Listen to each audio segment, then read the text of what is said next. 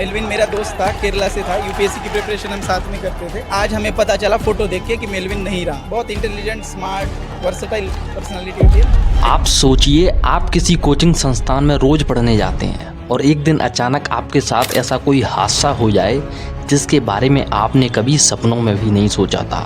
ऐसा ही हादसा हुआ दिल्ली के एक कोचिंग इंस्टीट्यूट में। दिन था शनिवार, तारीख थी 27 जुलाई, जगह थी old Rajendra Nagar. Rouse IAS study circle की लाइब्रेरी शाम के तकरीबन 6:30 बजे थे। 2 दिन से हो रही बारिश के कारण इंस्टीट्यूट के बाहर की सड़क में काफ़ी पानी भरा था। इंस्टीट्यूट के बाहर तेज स्पीड में एक एसयूवी गुजरती है। एसयूवी निकलने के बाद सड़क का पानी तेजी से इंस्टीट्यूट के गेट से टकराता है। पानी के प्रेशर से लोहे का गेट टूट जाता है।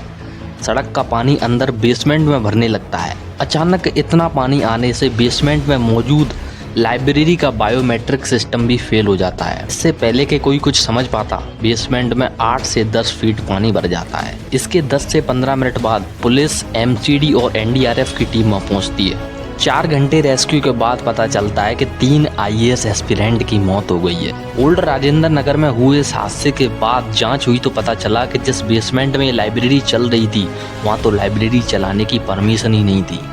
This will continue, sir. This will keep on continuing. I can guarantee you. कल बेसिकली आग लगने से कोई मरा था, आज बेसिकली बाढ़ से मर गया है। 2 दिन पहले बेसिकली करंट लगने की वजह से मरा था।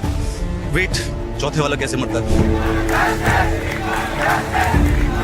हंगामा हुआ तो एमसीडी वाले सालों की गहरी नींद से जागे और लोगों को दिखाने के लिए बेसमेंट में चल रहे कुछ इंस्टीट्यूट और लाइब्रेरी पर एक्शन ले लिया। हादसे के पीछे इंस्टीट्यूट वाले गुनहगार हैं, मगर इस हादसे के पीछे एमसीडी और लोकल अथॉरिटीज़ को ज़्यादा गुनहगार माना जाएगा।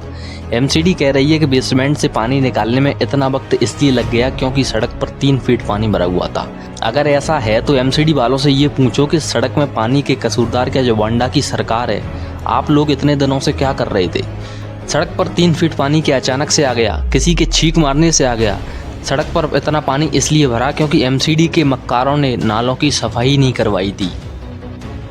और आज जब 3 बेगुनाह आईएएस एस्पिरेंट की मौत हो गई है तो एमसीडी वालों को लगा कि सड़क के बाहर के नालों को साफ करवा देते हैं। क्या इंस्टीट्यूट वाले इतने बड़े गुंडे हो गए हैं कि एमसीडी को धमकियां दे रहे हैं?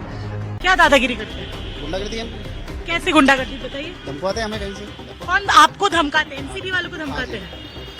अप्रोच करते हैं। हकीकत तो ये है कि ओल्ड राजेंद्र नगर से लेकर मुखर्जी नगर तक कहीं भी बेसमेंट में कोई लाइब्रेरी चल रही है, ये सब इन्हीं लोगों की मिलीभगत से हुआ है। इंस्टीट्यूट के बेसमेंट में बिना परमिशन के लाइब्रेरी चल रही थी। उसकी शिकायत भी स्टूडेंट ने एमसीडी से की थी, फिर भी एमसीडी द्वारा इसमें कोई एक्शन नहीं लिया गया। ओल्ड राजेंद्र नगर की इस घटना को आप इसलिए नज़रअंदाज नहीं कर सकते क्योंकि ये घटना कोई एक्सेप्शन नहीं है। फैक्ट तो ये है कि ओल्ड राजेंद्र नगर में जो हुआ वैसा एक्सीडेंट हमें कुछ चंद महीनों में देखने को मिलता है। मैं आपसे पूछता हूँ कि किसी भी देश का इससे बड़ा दुर्भाग्य क्या हो सकता है जहाँ उसके बच्चे कोचिंग लाइब्रेरियों में पढ़ते हुए हादसों के शिकार हो रहे हैं। ये बच्चे कल को आईएएस बनेंगे, अपने टैलेंट से अपनी फैमिली, देश, सोसाइटी का भला कर सकते हैं। अगर इस देश में युवाओं की जान की कोई कीमत नहीं है। तरह पिछले साल 15 जून को मुखर्जी नगर की एक बिल्डिंग में 300 बच्चे फंसे थे तो बच्चों को इस हादसे में चोटें आईं। इस एक्सीडेंट के बाद कुछ कोचिंग सेंटर्स पर कार्रवाई की गई।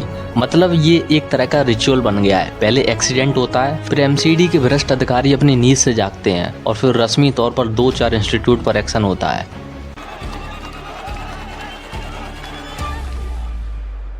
और फिर से कोई कार्रवाई नहीं होती तब तक दूसरा इंसिडेंट ना हो जाए। ये तो हर कुछ महीने की कहानी है और एडमिशन के टाइम पर ये लोग 1 से 1.5 लाख रुपए फीस लेते हैं। इतनी फीस के बावजूद बच्चों की सेफ्टी और सिक्योरिटी का कोई कंसर्न नहीं है। इस देश में भ्रष्ट लोगों का एक इकोसिस्टम है बॉस, जिसे कोई ताकत हिला नहीं सकती। इंस्टीट्यूट वाले जितना कमा सकते हैं उससे ज्यादा कमाना है। अथॉरिटीज और नेताओं के लिए तो ये ऊपर का पैसा एज ए नशे की तरह काम करता है। इसलिए आप और हम कितना ही प्रयास कर लें, कुछ दिन बाद चीजें उसी तरह चलेंगी। जो इंस्टीट्यूट आज बंद हुए हैं अगले 2 महीने बाद फिर से खुल जाएंगे। लाइब्रेरियां इसी तरह चलती रहेंगी। जो टीचर्स आए दिन पढ़ाई के नाम पर रील्स पर बकैती करते थे कि इस मामले में चुप्पी सधी हुई है। ना दिव्या कीर्ति सर दिखेंगे। लिटरली ओझा सर की रीलें आएंगी। ओझा सर तो गोलियां चला देते हैं एमएलए और एमपी पे, लेकिन अब उस आदमी को 3 दिन से ट्विटर पे देखा नहीं गया है, ना ही इंस्टाग्राम पे देखा गया है।